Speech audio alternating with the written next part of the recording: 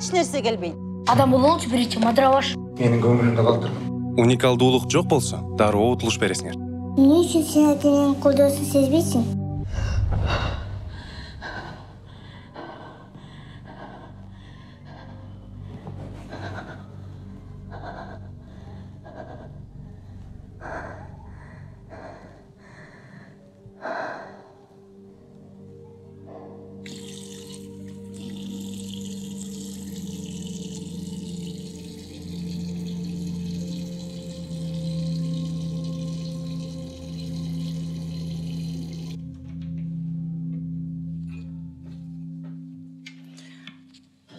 Сабактан кийин мага жардам бересиң жумушта.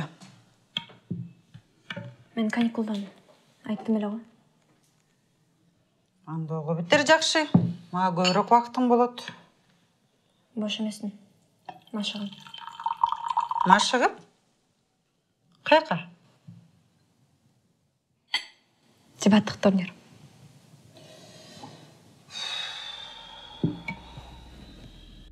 Эмне? Дагы эмне болду? Жанагымды да баштадыңбы? Жардам берип койчу деп айттым эле го. Анан? Мен өзүм жумуштарым болбойт экенби? Мага алдагын сүйлөбө. Сүйлөйм. Эмнеге менин дебатка катышканыма каршысыз? Дебат да күнөө. Ошон үчүн мага оройлонуп жатасыңбы? Ооба. Баарына кайрадан ошолор күнөөлүү.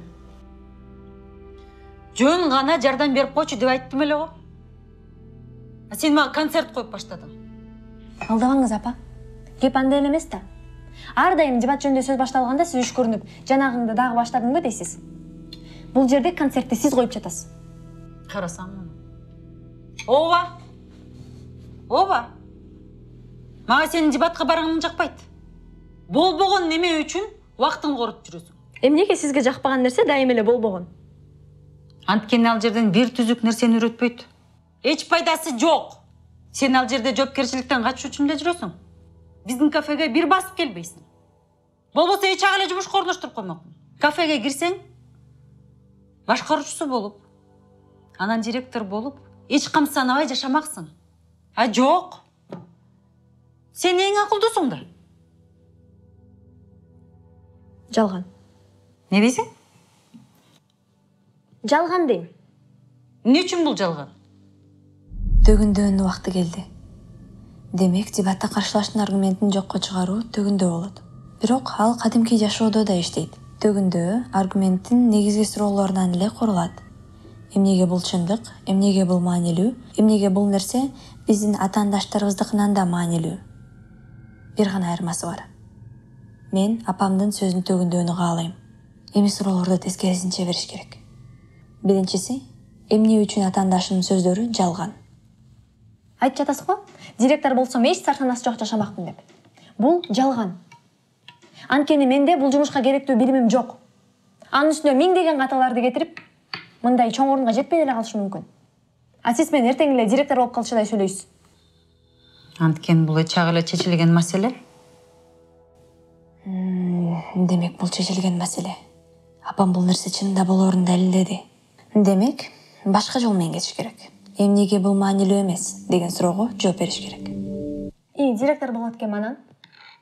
Оор заман келиши мүмкүн. Пандемия жан күчмөй урушу мүмкүн. Атаандаштар, клиенттерибиз тартып кетиши мүмкүн. Билбейм, таракандар каптап кетиши мүмкүн. Мен директор болсом дагы эч нерсеси жок калышым ыктымал. Укканыма ишенбей жатам, Бермет. Сен түшүнүп жатасыңбы, канчалаган адам ушундай жумушту каалап жатканын? Кандай болсо дагы стабилдүүлүк, жумуш, акча. А сен болсо болбогон неме үчүн убактыңды коротуп жүрөсүң. Бул оюндар жетишет. Бир гана жол калды. Эгер менин сөзүм апамдыкынан маанилүүрөөк экенин далилдесем, анда жеңем. Мени бактылуу кылган нерсени тандайм, апа. Ооба, мүмкүнчүлүктөр ал жакта да, бул жакта да бар. Бирок кээ бир профессияларга менин жаным тартпай турат. Программист, политик же филолог болгум келген жок. Ушундай да бар. А сиз менин сөзүмдү уккандан көрө кыстап эле турасыз. Мен жөн гана сизге эмес, өзүмө да жаккан чөйрөдө болуп көргүм келет. Мен эч нерсеге жетпей калышы мүмкүн, туура айтасыз. Балким убактымды жөн эле корап жүрөм. Адибат менен юриспруденциянын мага жардамы болбойт. Бирок мен туура нерсе кылып жатканымды сезип турам. Анткени бул нерселер мага ырахат алып келишет. Ошон үчүн кулап калсам да мага баары бир. Мен өз жолумду тандайм, апа. Бактылуу болууга ушул эле жетиштүү. А билесизби эмнеге? Бермет. Анткени мен сиздей болгум келбейт. Не дейсің?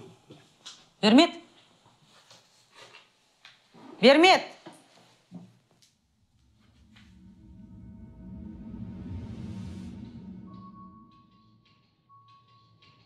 Жоқ, маған мұрдағы сачың көріп тұрсың. Сен қасын айтып отырсың? Биринчине ме, экинчине ме? Сен бар эле го. Момундай айтчы. Момундай. Такси, қой тұр. Сен маған мұны айтып отырсың. Барыңарга салам. Кандайсыңар? Эмне кылып атасыңар? Айтчы бе, мамон. Акыркы дебат курган жөнүндө сүйлөшүп жатканбыз. Ооба, ал жакшы өттү. Биз ар бир маршруттан күчтүүрөөк болуп жатпайбызбы? Ошондо сен төгүнүң бема? Сон болду. Сен да азаматсың азыр. Ооба. Бирок дайыма эле логикалык каталарды кетиресиң. Ошону оңдо. Мындай деңгээл менен алыс барбайсың. А дүйшөң кайда? Баарыңарга салам. Кандайсыңар? Салам. Ошентип билгениңердей эле жакында турнир. Барыбыз аябай даярдандык. Жана кээ бириңер азыр эле жакшы жыйынтык көрсөтүп жатасыңар. Эми жаңы кадамга убакыт келди. Бүгүн бизге конокко башка клубтан дебатерлор келишти. Тосолго.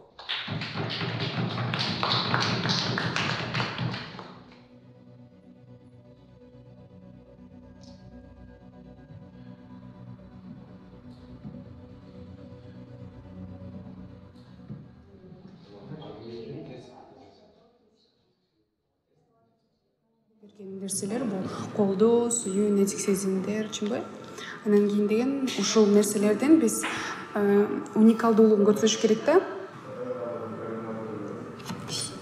Байсыңбы?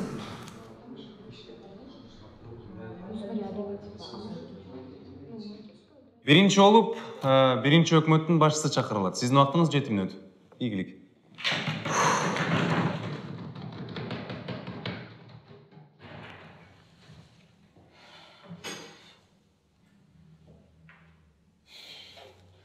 Биринчиден үй бүлө.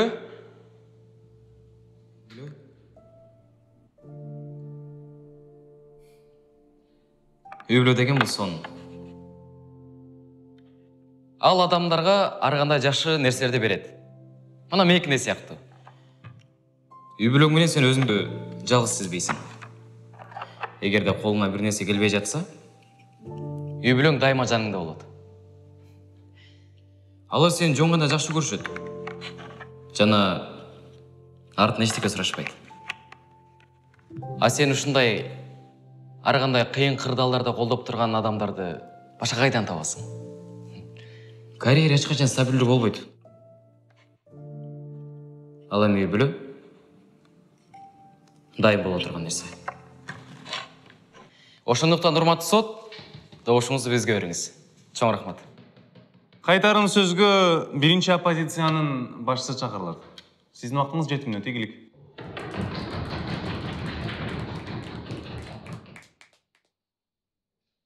Барыңыздарга салам. Азамат бизге аябай эмоционалдуу сөздөрдү айтты. Бирок Азамат кайра логикалык катаны кетирип жатат. Азыр эми эмне үчүн бул жалган деген суроого жооп берели. Үй бүлөнүн баары эле андай эмес. Көп учурда үй бүлө сенин пикириң менен эсептешпей, сага бир нерсени талап кылат. Менин үй бүлөм ушундай. Мындай үй бүлө жөлөк боло албайт. Бакыт да калып келбейт. Бирок ал Азаматтыкындай болсо дагы мамилелер бузулуп кетиши мүмкүн. А демек, сен ал адамдардан көз каранды болуп каласың. Карьера менен алектенсең, өзүңө ишенимдүүрөөк болосуң. Эч кимден көз каранды болбойсуң.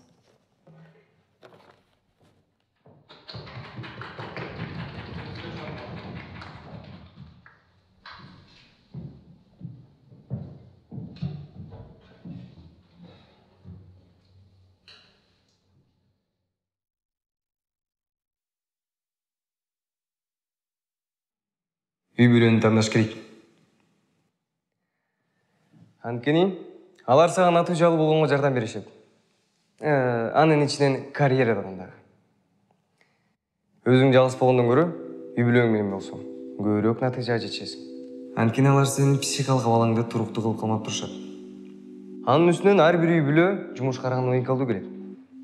Эмнеге дегенде, жакшы шарттар бар жумушту сен дайым алмаштыра аласың. Ал эми үй бүлөнү таба албайсың.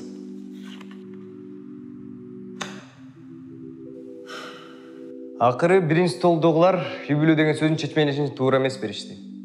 Биз үй бүлө жөнүндө бул раундда дагы кең көз караш менен кабыл алышыбыз керек. Үй бүлө бир гана жакынкы туугандарың эмес.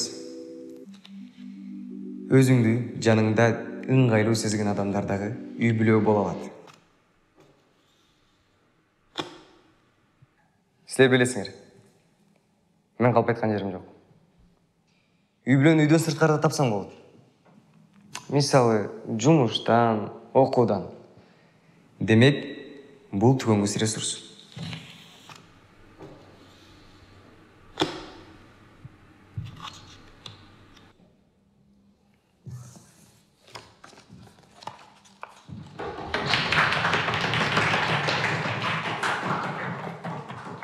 Бул дебаттык раундтагы акыркы сөз үчүн экинчи оппозициянын мүчөсү чакырылат. Сиздин убактыңыз 7 мүнөт, ийгилик.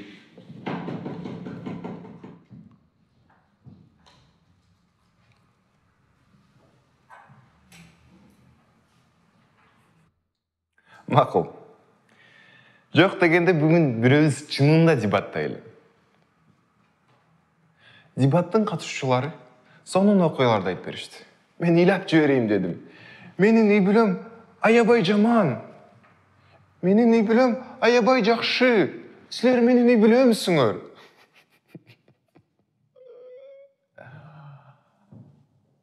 Бул дебаттык раундда эмне чынында маанилүү? Бир дагы команда дебат ойнобогону. Мен аны азыр силерге далилдеп берем. Кантип? Бизде болгон нерселерди жана булар айткандарды салыштырам. Ошондо бизде эмне бар? Натыйжалуулук. Карьера деген бул натыйжалуулук. Ал карьерада боло алган эң жакшы нерсе. Эгер силер акча тапканды билбесеңер, ошол чоң, сүйүктүү үй бүлөңөр менен ачыкка отурасыңар. Эми ушуну биринчи өкмөттүк менен салыштырып көрөлү.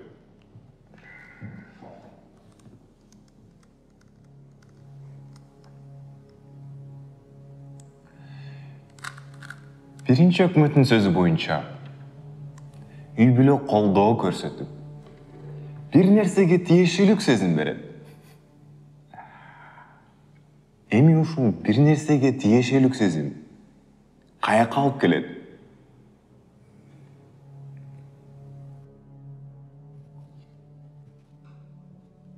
Өзгөчө, көп балалуу үй бүлөдө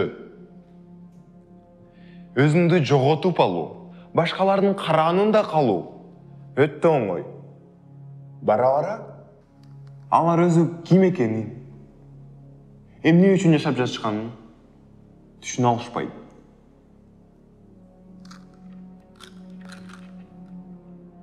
Албетте, эч кандай натыйжалуулук жана бакыт жок.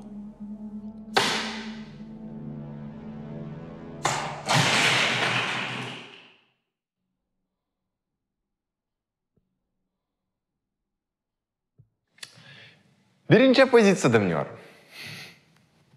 Биринчи оппозициянын сөзү боюнча үй бүлө туруктуу болбой, басым жасашы мүмкүн деген аргументти. Бирок, урматтуу сот, байкап көрсөк, ал дагы өзүнүн жеке окуясын айтып жатат. Аны аргумент сыяктуу берип жатат. Дебаттан да болбойт.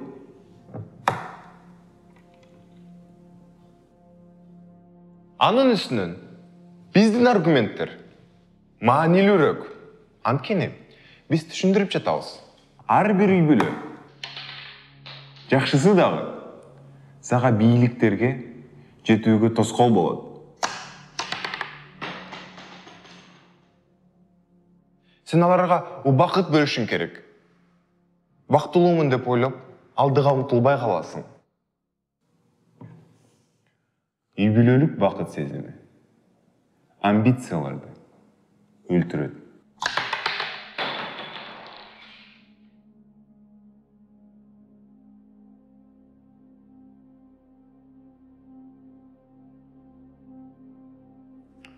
Менен макулсуңбу, Сыймык? Ооба, Сыймык сен. Менин сөздөрүм сенде тааныш сезимдерди оюткан жокпу? Бул раундда эң чоң катаны сен кетирип жатасың, Сыймык. Үй бүлө натыйжалуулукту көтөрөт. Бийликтерге жетүүгө жардам берет деп жатасың, Сыймык. Кананан сеники. Ар бириңер өзүнчө үй бүлөгө ишенгенсиңер. Сен дагы, бул экөө дагы. Бирок кананан натыйжалуу. Сен алсыз болуп калдың, Сыймык. Сен алардан мыктысың. Жана сен аны билесиң. Тартип жана эң башкы максатка умтулуу. Мыкты болуу. Ушундайбы? Ансыз жок.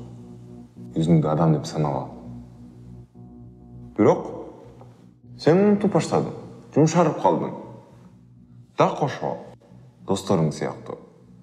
Ошондуктан экинчи өкмөт өзүнүн эле кейсинде утулуп калды.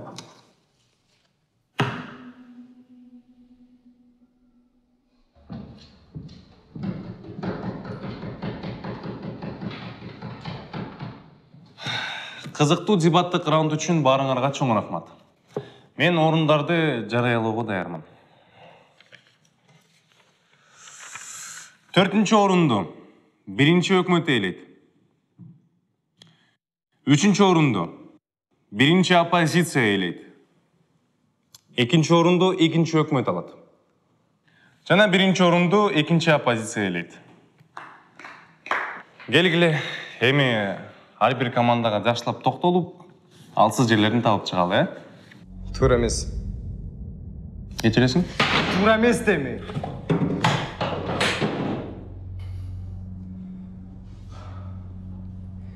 Эмне үчүн моголар бизди оңой эле жеңип коюшту? Кичине укаларда эле утулдук го биз. Тынчтан. Мен ошону түшүнөрүн деп жатпаймынбы? Эмнеге мына моголар билгенди биз билбейбиз? Сыймык, баары эле жаман күндөр болот, эми жөн эле утулуп калдык эчтек. Бул биздин ойногондо эмес. Мына кеп моголар үйрөткөндө ушулар күнөөлүү. Анан эмне кыласың? Бар кетип калбайсыңбы? Кетсе кетем. Балким ошол жактагы адамдар жеңиш деген эмне экенин билишет. Досуң? Эмне кылып атасың, досум?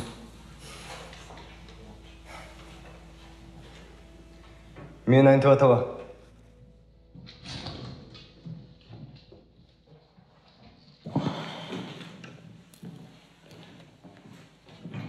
Эмне болду эми?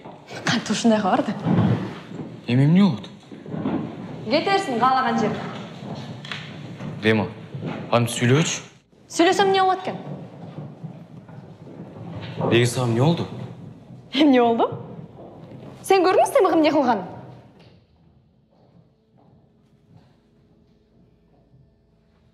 Кетип калбайсыңбы? Азамат логикалык каталарды кетип жатат. Мен сен мындай сөздөрдү күткөн эмесмин.